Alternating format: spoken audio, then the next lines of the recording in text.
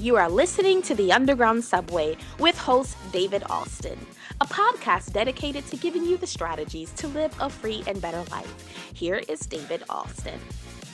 Hi, I'm David Alston, host of The Underground Subway, a podcast that is dedicated to one thing, and that's giving you the tools, the strategies that are needed and necessary for you, for myself, for all of us to live a better and more successful life, a life of liberty and a life of freedom. What exactly does it mean to live a life of liberty and freedom? Well, it means to live a life to be able to think, act, function, to react, whatever you want to do without restraints, without chains. How many of us have chains that we don't know about? What do I mean? Well, Harriet Tubman said this: I could have freed a lot more people if only they knew that they were slaves. Many of us have chains holding us back in life, and we don't know it. Some of us have chains and we do know it. We just don't know how to remove the chains. That's what this podcast is dedicated to do, giving you every tool and strategy needed by bringing you both quality and qualified guests who will share their experiences, their tools, their expertise, and how to help all of us be free.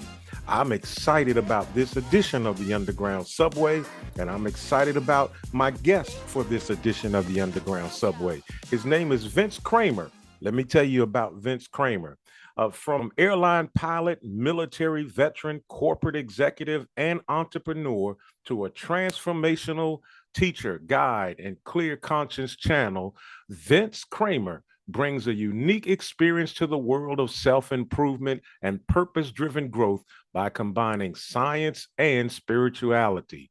His past experiences in stereotypically regimented fields brings a more integrated perspective to the inward aspects of personal growth not often seen. As a speaker, teacher, coach, clear conscience channel, and best-selling author of Mastering the Art of Success with Jack Canfield, Vince's distinct combination of experience, education, and research helps him develop powerful talks, workshops, and online training in finding success and fulfillment by living life by their design. Vince passionately believes everyone is unique and the creator of their own life and success. It is his desire to inspire and empower men, women, organizations, businesses, and families to find success and happiness by designing and creating a life fueled by their desires. Vince has over 35 years of experience training and coaching people in leadership, personal growth, and transformation. He co-founded Imagine Miracles with his wife and business partner, Mary, to educate and train leaders and people of all walks of life how to discover, design, create, and live their miracle in every aspect of their lives and businesses. Vince wrote and produced the Miracle Life series of online training programs and associated workshops based on the Create model and the Your Unique Purpose formula. Let me tell you something. All of this was seen on Fox, CBS, NBC, and ABC. I want to welcome to the Underground Subway the one and only Vince Kramer. Thank you so much for joining us, Vince. David, I am so excited to be here. Just listening to your intro about the Underground Subway really fired me up and made me excited about getting an opportunity to share with your audience and every audience just how special we are. And then you read that bio and you share that bio, and it's like, who is that guy? It's a guy that's just trying to live his purpose too, and trying to help others do the same. Well, thank you, Vince. Let's jump right into it. Let's utilize every minute because I'm sure you have so much to share with us to enable us to live a better and more successful life. Reading your bio, the first thing about your bio says from autopilot, military veteran, corporate executive, and entrepreneur to a transformational teacher guide and clear conscience channel. It says that you have a unique experience, and then it talks about how you actually went moved from into being a spiritual guide and coach. Now, how did you go from being an airline pilot? Draw the connection to it. How did you go from being an airline pilot to a spirituality guide and a coach? Well, one of the interesting things is that I believe we all come in with our unique purpose. We come in with a reason for being, a life that we're meant to live. And about 5 years old is the first time that I remember, and people have remembered that have shared with me, that there's two things that I wanted to do in my life. I wanted to fly airplanes. And I told my grandmother, I want to help people love themselves so they can love others. Mm-hmm. So the jump from an airline pilot to the transformational guide, a transformational mentor, if you will, was actually just me living more of my purpose. So it sounds like it was an interesting jump, but it wasn't as big as you would think. And the other thing that we share through Imagine Miracles is the fact that everything that happens in our life, if you look at science or if you look at spirituality, is a creation or a co-creation. That which means there's no mistakes or coincidences. Everything that's happened in your life is leading you to living that life that you're meant to live, leading you to that difference that you're meant to make in the world, something that we call your divine intent. So every job, every position, every career move that you so eloquently shared with the subway was really a part of me growing and becoming more of who I was meant to be, developing skills, developing what we call your gifts and talents that would help me truly be this better transformational mentors, transformational guide. I learned how to instruct. I learned how to read learning styles. I learned how to coach in several different ways and several different levels. I learned to truly understand the destination that people are looking for or meant to follow, and then helping them on that journey. So it wasn't as big a jump as it sounds like it might be. Okay. Well, no matter what type of jump it is, sometimes people seem to get locked into a certain career or a certain job or lifestyle, what have you. Why do you think that it is so difficult for us to why are we so afraid of change in life? Well, I think part of it is the unknown is scary. We develop our personalities and we develop our subpersonalities around what we know or what's available to us fairly easy. And for us to go beyond who we are and to truly live our own life, we have to step out of the known in a way that allows us to find our own set of rules, to find our own direction. And I think we get stuck because, one, society gives us a set of rules. You said it so well in the introduction that, sometimes we don't know we're capable of being so much more than our environment or our surroundings or even the people that love us the most Mhm. give us the possibilities to do. So it's stepping into the unknown and beyond that fear of what might be beyond that door, what might be in what we see as darkness right now is something that we kind of back away from. And then also, everybody wants the best for us. Our parents did, our grandparents did, our teachers do. They all want the best for us, but really, honestly, they can only come from what they feel was the best for them or the best for the situation that they lived. And yes, we can take in all the guidance, but we still need to make it our own, still need to decide, is that my direction or my path? I became an engineer or went through school to be an engineer because My dad and my grandfather believed that that was the best way to go. That was the best way to support your family. That was the best way to have a secure world. And here's this little 5-year-old boy that wanted to fly airplanes. And I remember my grandfather telling me, it's just a dream. It's time to stop dreaming and start becoming. And so I went to school to be an engineer. And thank goodness my parents couldn't afford to send me to school and finish up my college education. And I didn't want to have loans backed up that I had to pay off. And I joined the military and I got my opportunity to fly airplanes. Wow. Well, let me ask you this because Vince, that's sort of leading into what you mentioned earlier about finding, everyone finding their purpose and you finding your purpose and how important it is. Talk to us about that, about an individual finding their purpose. And I want to ask you this question, like I ask most of my guests. I love this quote from the movie Philadelphia, which is where I'm from. In the movie Philadelphia with Denzel Washington and Tom Hanks, Denzel Washington is an attorney who asked a witness a question and then said, "Now explain it to me like I'm a 6-year-old." Vince, can you explain it to us like we're 6-year-olds? What is our purpose, or how do we find our purpose, and why is it important for us? Because I'm a big advocate on purpose. Why is it that we have to find it, and how do I find it, and is it important?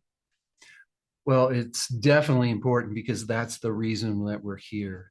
We're here to live fully who we are. So purpose is so important. I'll do my best, David, to explain it to a 6-year-old. When we come to this world, it's not like we're an afterthought or we're something that was just dropped on this planet. There's so much that comes into us becoming a human being. And if we think about it that way, then there must be a really, really special reason that we're here. And there must be a life that we can live to help us find that and then live it fully. So if that's the case, we find a way to create the opportunities for us to develop into everything that we were meant to be. And so many of us think our purpose is our why. It's it's the reason that we're here. And someday we're going to find that why. And instantaneously, we're going to understand it and we're going to start living it. But I believe we're truly living our why every day of our lives. It just might look like a circumstance that seems like it's the worst thing in the world that could ever happen. But in that, we find our gifts and we find talents and we develop things beyond what we could ever imagine doing. And that really is part of purpose also. So I believe that our purpose isn't just our why, it's the who, what, and why of us. And when I say the who, we all have this energy of who we are at the soul level, if you will. And that energy, there's nothing we can do to cover that up. It shines out all the time. Now, we might try to hide it by acting in a way that somebody else might think we should, or what we believe will be accepted by others. But we shine that energy out. And that energy is what attracts the people, the opportunities for us to live a life of our desires, like you shared in the intro for me. And so the who of who we are is this energy. And we have to align with this energy to understand exactly what we have to bring in the world. And that's the second part of our purpose. I like to call it our gift. And our gift is not just the gift that was given us through the opportunities that we chose, through divine guidance, be it God, be it source energy, be it universe, whatever you want to call that one true energy, has given us this gift. And this gift is the opportunity to develop certain gifts and talents, to develop a certain process, to share those gifts and talents. And if that's the truth, the gift that's given us is also the gift we're here to share with others. Because those gifts and talents that we develop aren't just for us. They're to help others. They're to help others find their gifts and talents, to help them on their path. So that's the second part. That's the what, the gift that we share with the world through our divine intent, or through our gifts and talents, and through our process. And then comes the why, the true difference that you're meant to make in the world. That's the why. That's your mission. And we call that your divine intent. And it's different than looking at purpose in the way that a lot of people do. I might look at purpose from the paradigm that I used to look at it as, I'm here to educate people to find their destination. And that's how I, in the past, would have looked at my why. But the question would be, when you help people find their destination, once you help people on that path, what's the difference that's actually going to happen in the world?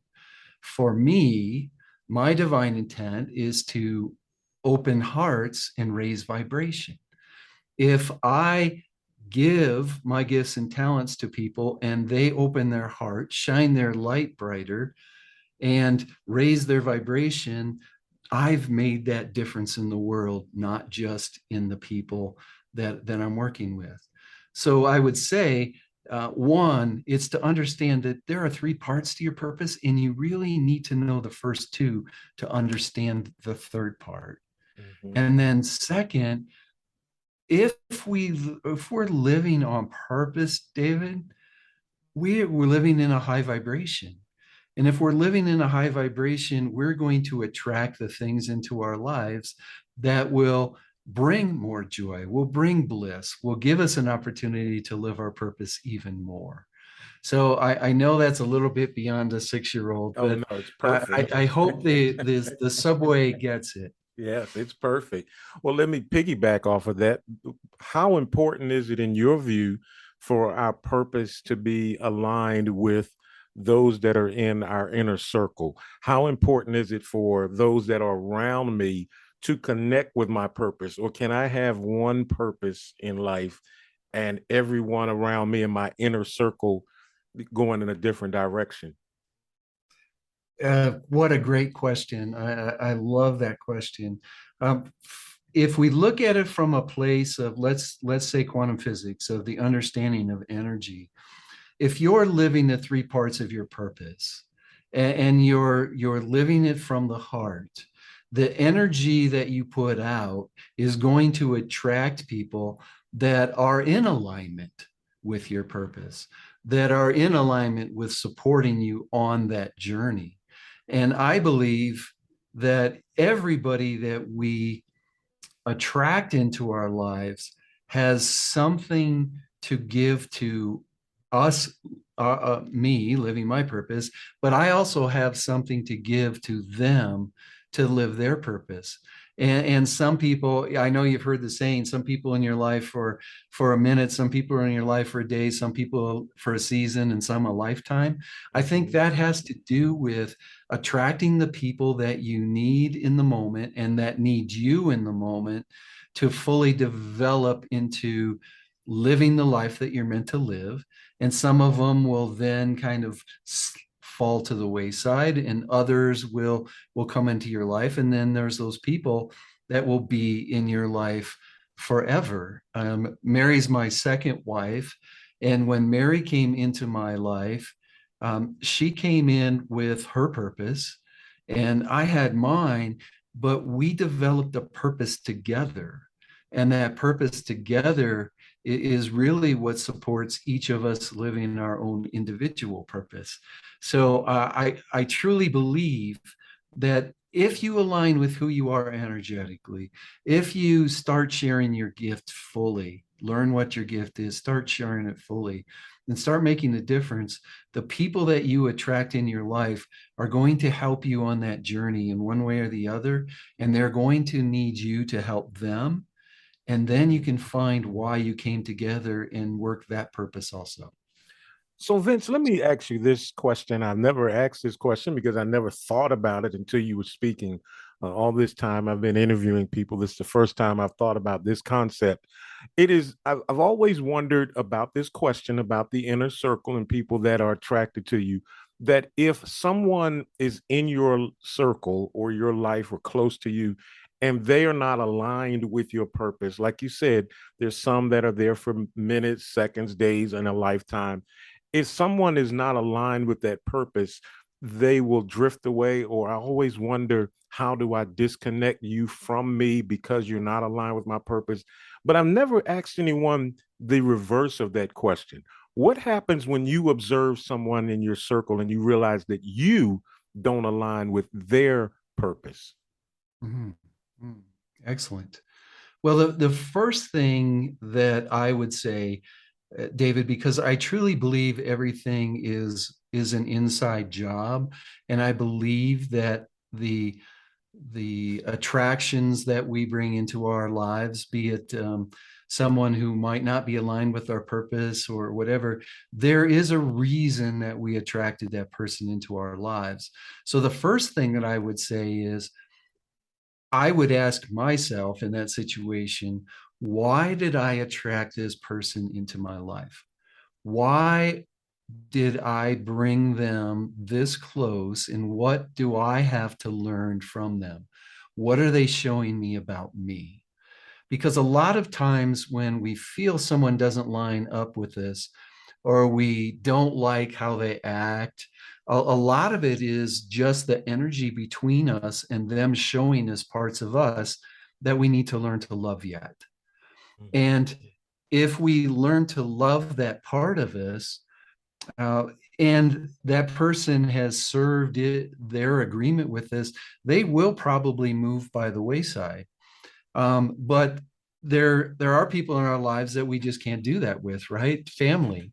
Exactly. And I would say the best thing to do in that point, because I'm not saying get rid of your family because they don't align with you, or get rid of your family because their vibration doesn't match with yours. I would say, how do you learn to bring yourself into a higher vibration? How would you learn to love every part of you so that the experience that you have with them isn't one that affects your frequency? It doesn't affect your vibration.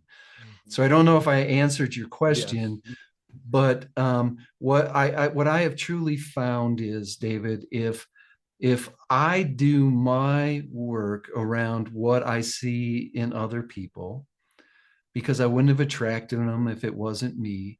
I have found when I do my work, one, the relationship changes, but two, they might not want to be around me as much, because if I'm holding a higher vibration, they're at a lower vibration, it creates a chaos in them, Mhm. and they don't feel comfortable being around me.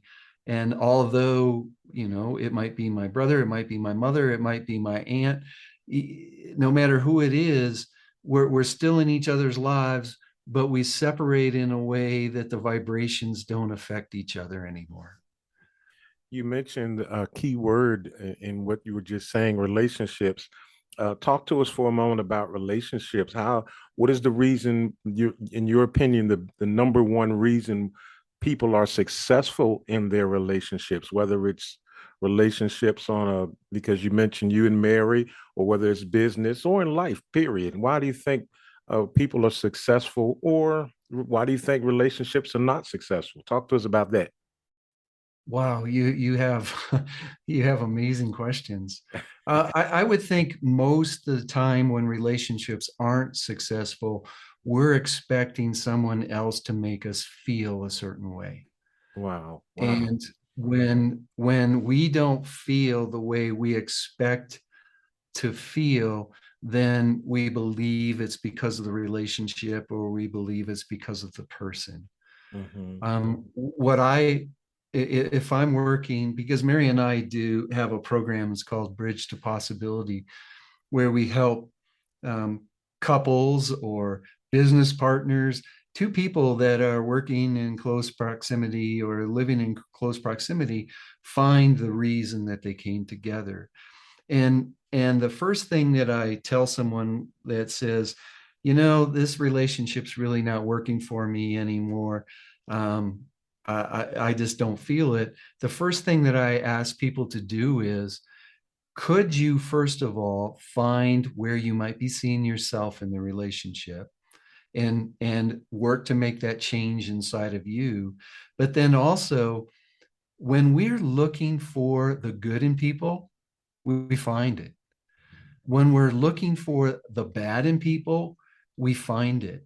And where I see a lot of relationships go sideways is, we stop looking for the good and we start seeing all the bad.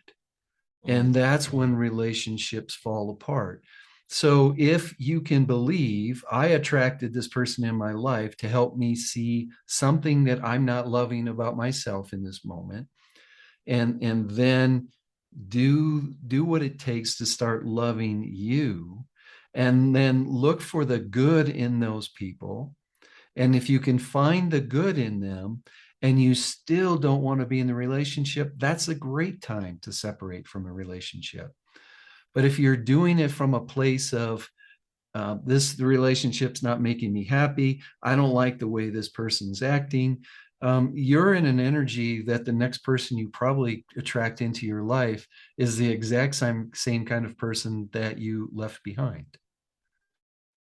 Vince, this next question, I'm going to ask you this question, and if it were possible, I would put my feet up on the table and my hands behind my neck and sit back and rear back and just listen and absorb this one.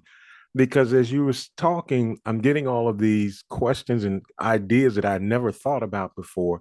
Because the question I just asked you was about relationships, whether it's such as whether it's a partner such as you and Mary, whether it was business or life. Talk to us about this term that normally only is associated with business, but can this term be associated with personal relationships? And talk to us about this term, and then talk to us about it in business if you choose to. And that is the word burnout. Can I experience burnout in a relationship the way I can experience burnout at work? And talk to us about burnout. So if I was to define burnout in any way, I would define burnout in, we are no longer growing or expanding. We have come to a place where we're repeating things over and over again, or we're no longer expanding, we're no longer learning new things, we're no longer challenging ourselves in new ways. And that works itself into being unhappy. It works itself into lowering your vibration, being in despair, maybe unwillingness, those lower vibrational frequencies. And in that, it takes a toll on our body. We're multidimensional beings. It takes a toll on us in every way. So what I would say is, one, where are you not servicing yourself? Where are you not giving yourself what you need to be more of who you are? And if you can find in you where you're not supporting yourself, then if you move into supporting yourself further into that expansion and growth, then you can look at the outside world and say, okay, have I given myself every opportunity in this thing that I created, either a relationship with your wife or your business partner, or even the thing that you created with the relationship with your business? have I given myself in this creation everything that I need? Can I create? This is a great coaching opportunity for people. Can I create it in the current business, the current relationship, the current opportunity that's in front of me? Or do I need to transform my life and create a new opportunity, a new possibility? So that's how I see burnout, and that's how I see that we can move beyond burnout, knowing that it's just you not living fully in a way that fills your cup. Because I think what so many of us are doing in the business world right now, we just give and give and give and give and give from our cup until the cup's empty, and then wonder, one, how am I going to give any more? But two, you wear yourself down, you deplete your body, you deplete your mind, you deplete your heart, and it sets you apart. So my thoughts, and what I love when I get a chance to sit down with management team or a leadership team, is, are you using the gifts and talents of the people that are working for you in a way that they're constantly filling their cup, because they're doing what they love to do, they're doing what they're good at? And can you support them by making raises and promotions in alignment with people living their gifts and talents, living your unique purpose? And if we can do that, now everybody's cup is constantly filling, and it's constantly filling, then you're supporting and sharing that higher energy with everyone. And I think we would find companies really grow and explode from that. Many startups did really, really, really well because the purpose of the company was in alignment with the purpose of the founder, which was usually in alignment with the purpose of the people that they hired. But then as companies get bigger, CEOs come in that might not be in alignment with the purpose of the business. And that creates that chaos that I was talking about. And then we start hiring more and more people, and we don't hire them for what they're good at and what they enjoy doing. We hire them for how they show up in a resume, or what their experience is. And that experience doesn't necessarily mean that they're going to be in alignment with the purpose. And then they start finding a lower vibration, and then you see burnout throughout the company. Well, Vince, unfortunately, that old saying comes to pass that time flies when you're having fun. And this was really very, very interesting to me. I really enjoyed this conversation. One final question. Would you come back in the future and join us again? Anytime that you want, David. I Sounds love great. what you're doing in the world. Yes. Well, in the couple of minutes we have left, Vince, if you like to take some time, tell us how we can get in touch with you, how we can get a copy of your upcoming book entitled Moments of Choice, and tell us how we can reach out to you. Well, I'm going to make it real easy, David. If everybody goes to imaginemiracles, one word.com/, the dash underground dash subway, I will make what we call our unique purpose formula available to everyone. There'll be some information there on how to pre-order the book. And for the first 10 people of your listeners that come to the page and sign up, we will share with them what we call a Your Life, Your Way breakthrough session. It's 30 to 40 minutes with either Mary or myself, and we'll sit down with you and find out, where do you want to go? What is the life that you're meant to live? What's the biggest obstacle right now for you, and what's the next best step? Wow. Thank you so much. I really appreciate that. Well, thank you, my friend. Again, I thank you so much for taking time out of your busy schedule to come and ride this train with us on the Underground Subway. It was truly my pleasure, David. I love what you're doing, as I said a little while ago, and the difference that you're meant to make in this world is so obvious. Thank you so much. I really appreciate that. Well, to the listeners of the Underground Subway, I want to thank you for taking time out of your schedule to listen to this podcast, whether you're listening with your AirPods at work, or whether you're listening on the treadmill in the gym, or just at home on your cell phone, wherever you're listening. I don't take it for granted that you're taking time out of your schedule to better yourself by gaining all of the information that is needed. As my grandmother used to say, get all you can all you get. And so I want to thank you for joining us. Another special thank you to our guest, Vince Kramer, for joining us on this edition of the Underground Subway. I want to thank you all for joining us again. And I hear the music playing, which is an indication that the train is pulling into the station. We're pulling up to Purpose Avenue and Destiny Boulevard. And you're going to get off the subway this edition. But rest assured, there's another train coming real soon, and we're going to give you even more information. Don't just listen to this podcast once. I want to challenge you to go back and listen to every single thing that Vince Kramer said and get in contact with him. Utilize and take advantage of those sessions that he has offered, and we all will live a better life. Listen, my friends, we've got to go. But before we go, I want to challenge you before this train stops and the doors open and you hop off and live a better life.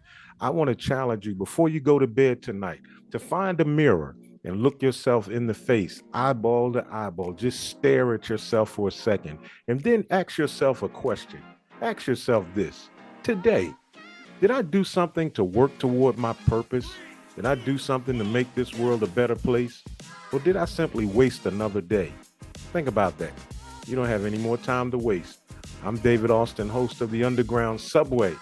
I'll see you next time right here, and do me another favor. Have a great day today and an even better tomorrow.